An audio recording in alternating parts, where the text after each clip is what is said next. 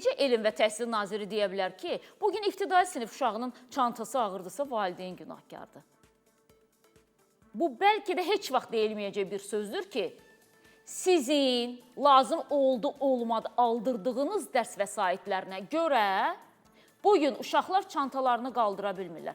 Biri, mən valideyn, mənim nə günahım var ki burada? Mənim nə günahım var ki, bir Azərbaycan dili üçün 5 vəsait aldırırsınız əlavə. Burada mən günahkaram. Yəni, bəzi şeylər var ki, onu öz adı ilə çağırmaq. Ümumiyyətlə, bəzi yox, hər şeyi öz adı ilə çağırmaq lazımdır. Bu mövzuda da öz adı ilə çağırmaq lazımdır. Və repetitorun müəllimlə üstünlük məsələsində də heç kimin xətrinə dəyməsin.